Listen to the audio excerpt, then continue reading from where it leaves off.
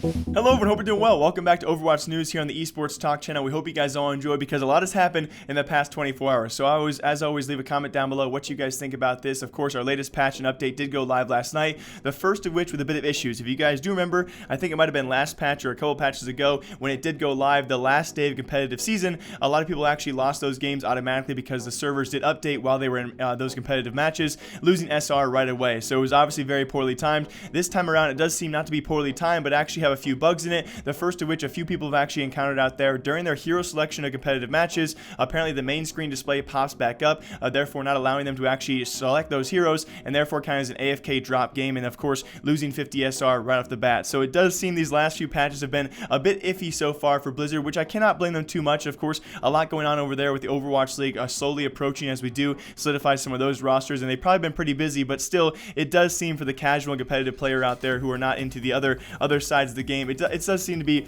fairly poorly timed. But on top of that, hopefully you guys didn't actually encounter those bugs. I know a few people did and were reporting about that. We of course saw some huge changes. The Torbjorn Rework is now live, not competitive play for the next 2 weeks, and hopefully going to see some changes because it does seem, I think general consensus, it might be OP, especially with him now having the ability to actually throw a default level 2 turret. He no longer has to build it level 1 to 3, although the only balance for this, of course, I think that function itself can be considered overpowered in some situations if used correctly. Him being able to throw that turret wherever he wants a certain distance. The only balance for that is, of course, level 2 turrets is the max level. It can no longer go to level 3. So it seems like a low level balance there for that turret. We'll see how, of course, that goes. His primary fire rate also increased, as well as a reduced reload rate. His alternate fire saw the same thing with just a little reduced damage. It seems that Tor got a very solid rework, and I think people thought a few things would actually be toned down a bit. So we have the next 2 weeks to see if that actually does happen. Along with that, of course, we saw Pharah Changes go live. We talked about that in a separate video as well. It does seem, of course, the decrease in splash damage and increase in direct damage.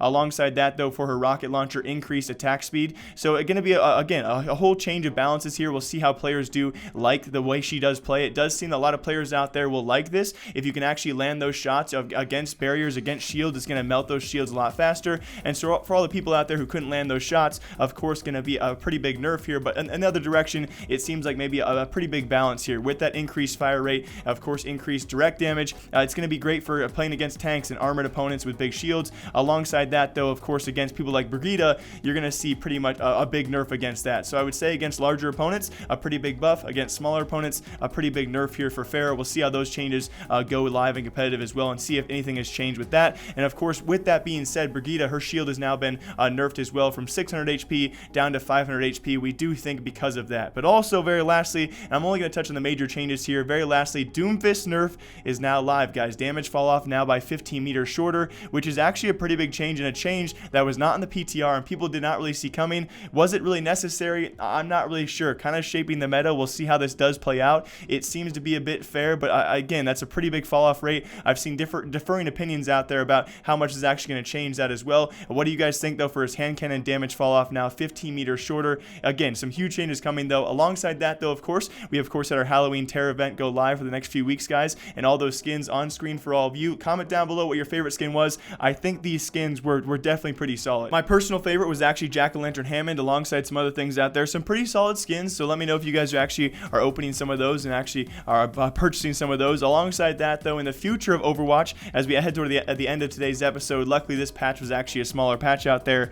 I want to warn all you children out there, be careful, or all you parents out there as well, be careful, because we have a new cereal coming soon to the market. I think the alleged proposed date right now is actually December 3rd. We've already seen Overwatch ties to Lego, Overwatch ties to other big companies out there. It does seem as well they're getting into the cereal business, as Lucio is now apparently going to be a breakfast cereal. I cannot wait to see how these actually turn out. But as always, that's going to be it for Overwatch News. Leave a comment down below what you guys think of these changes so far. Will they be toned down? Will they be toned back up for people like Pharah? We're going to see how they actually affect gameplay out there. So we hope you guys all enjoy. And alongside that, some roster changes are slowly happening. Of course, we do cover those on here as well. We had Atlanta announce their Twitter page. We also had, I guess, in very last news for Overwatch as well, it does seem that OpTic Gaming is really toning back in terms of management and staff across all organizations. If you guys did see Romain from the League of Legends team, he was on their coaching staff over there. He has been let go, or he actually stepped down. And we now officially have Kyle from the Outlaws. He has also stepped down. So we're not really sure how these tonebacks are going to affect the entire organization. It does seem OpTic Gaming as a whole is actually stepping away